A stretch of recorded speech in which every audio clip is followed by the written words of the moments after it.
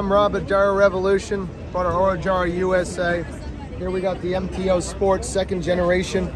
It's a brand new aircraft. They flew in from Maryland all the way across the country to here, Oshkosh, Wisconsin. This is a $124,000 factory built aircraft with the enormous 915 IS engine. Produces 141 horsepower or better. Dual FADEC controlled, very sophisticated engine, very smooth.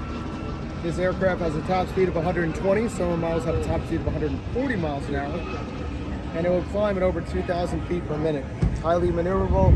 We can land in the shortest of distances, and we take off a little bit more. So you could have a landing roll 50 feet.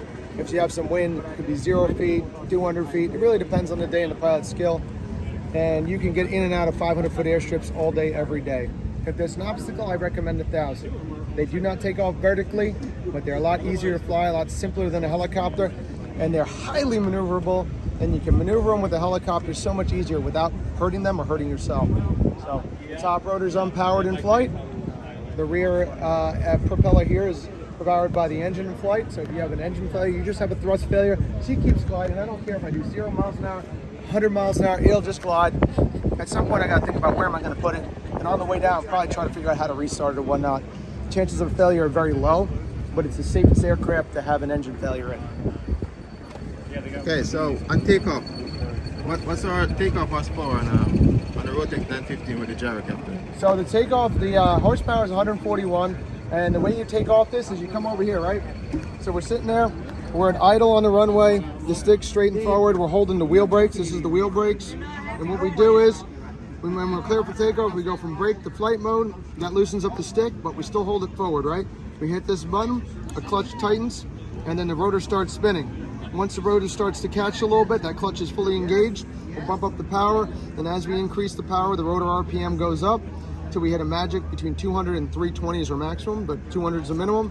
At that point, 1 release pre-rotator, 2 stick full aft, 3, we release the wheel brakes, 4 power initial. If we want to do a high performance takeoff, we go right to full power and off we go. Nose wheel lifts off the ground. We balance it just slightly off the ground. Shortly after, the main wheels lift, climb out at 60 knots, hauling ass towards the sky. Oh, nice. The whole time from brake release on, the rotor's unpowered.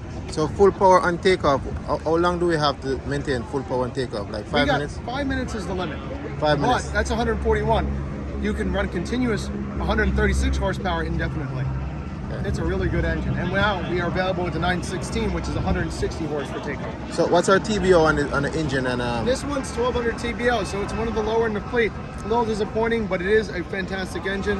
One of the cool things is we're now offering the 916 as a TBO of 2000. It has 20 more horsepower and burns 20% less fuel at any given power setting than a 915. They call it the impossible engine because they made the impossible happen at Rotex. We're really excited about that. And the TBO on the gearbox is the same as the TBO on the engine? Yes, yes. The rotor blades, TBO is 2,200 hours. Rotor blades are about $8,000.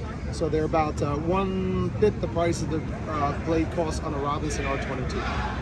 And flying, a pilot can fly it from behind right here, right? Yeah, see if I could just jump in this right now. I could throw you up front. All you gotta do is tell them up front how to switch the radios, and let them know about this switch so they can go to flight mode when I want to fly. Everything else can be done like here.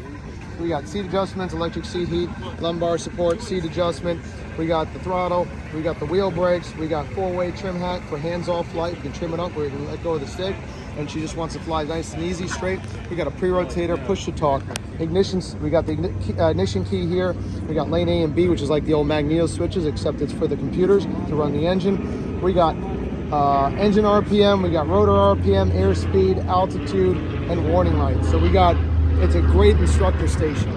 What's our flight time to fly something like this? So if you don't have a previous license, you need at least 20 hours for sport pilot license. If you don't have a rotorcraft license, like a helicopter, it's 20 hours for the add-on. If you are already a helicopter pilot, it's trained to proficiency, so that typically can be done in under 10 hours. Okay, nice. Great to get it. Yeah. And you can always convert it to bush tires like this one over here. Yeah, this one's got the bush tires over here, just because it's fun and matches that army green. And honestly, it'll make the landings a little bit easier. You can kind of plop it on more. I mean, that's why we put them on here. And you can get a little bit more flair for a little bit shorter landings. So that's kind of cool. All right, man. Thank you for your time, man. You're welcome. Visit learngyro.com. All right.